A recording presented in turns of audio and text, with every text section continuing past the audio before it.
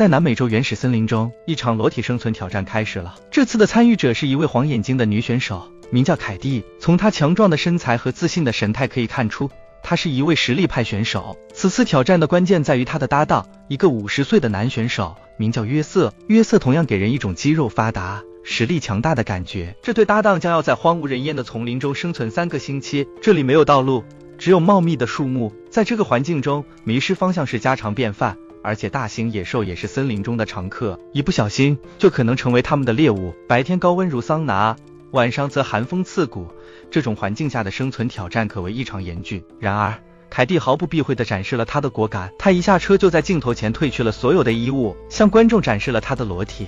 约瑟在看到凯蒂强壮的身体后，不禁为自己的搭档感到自豪，这样的搭档简直是上天给予的福分。两人见面后，对彼此的外貌都相当满意。约瑟选择的是鱼线，显然是一位有经验的钓鱼手，而凯蒂则选择了一把开山刀，显然是为了自卫。节目组提供了铁锅和打火石这样的固定道具，现在是时候朝着水源地出发了。他们穿越广袤的森林，没有过多停留。约瑟一马当先，不时炫耀自己的实力，而凯蒂则在忍受荆棘的划伤，但他的兴奋祭祀的步伐表明他对今晚节目的期待。他们达成了一致的协议，谁也不能单独离开，如果要退赛，也要一同离开。仿佛在誓言中，两人继续前行。终于，他们抵达了一条小河边，环境相对较好，于是两人决定在这里搭建他们的营地。凯蒂开始产生一些奇怪的想法，而约瑟负责收集木桩。两人的默契配合使得庇护所很快建成。凯蒂咬了一口从河中提取的黄色水，不禁想象着这水可能会直接魂断天涯。夜幕降临，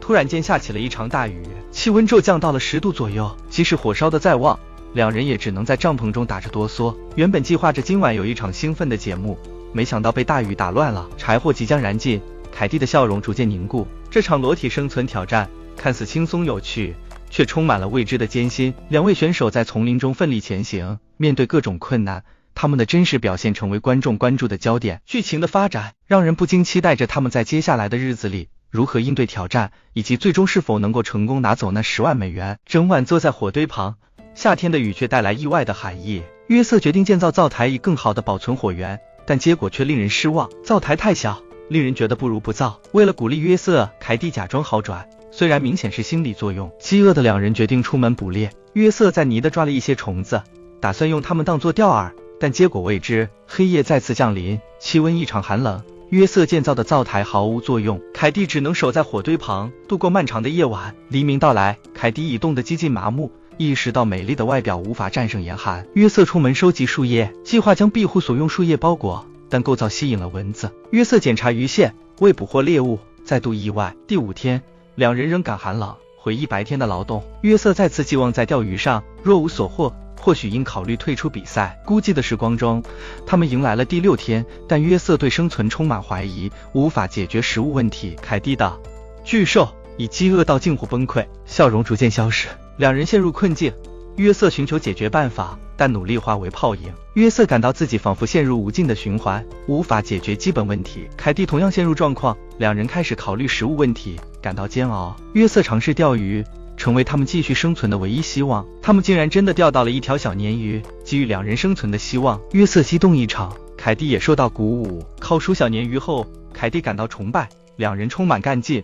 约瑟决定完善庇护所。在这片孤寂的原始森林中，食物的到来为他们注入了新的力量，让他们更加坚定地面对生存挑战。期待的夜晚终于来临，但攒进的节目却未如预期，原因就一个：寒冷难耐。约瑟渴望向节目组提出抱怨。熬过漫长的夜晚，凯蒂和约瑟几近冻成冰块，一晚上付出努力却毫无收获，与想象的甜蜜二人世界相去甚远，甚至萌生了退赛念头。约瑟对庇护所的困扰不再关心，凯蒂独自出门收集柴火。晚上的寒冷再度降临，而他们的火堆竟然熄灭了。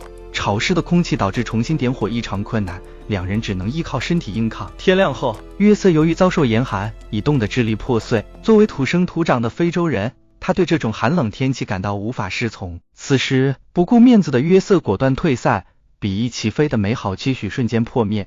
凯蒂含泪送别，野鸳鸯被命运拆散。约瑟的退出虽然意料之中，在非洲他们可不适应低于20度的寒冷天气。或许可以说，凯蒂更能扛胸，大肌上的脂肪可不是白长的。